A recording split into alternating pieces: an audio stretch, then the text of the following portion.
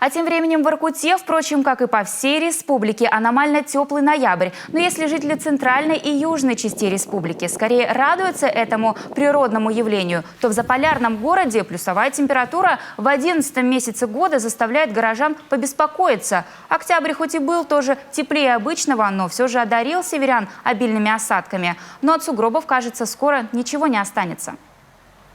Средняя высота снежного покрова у нас уже доросла в конце октября до 11 сантиметров. И неожиданное потепление как бы понизило высоту снежного покрова до 1 сантиметра.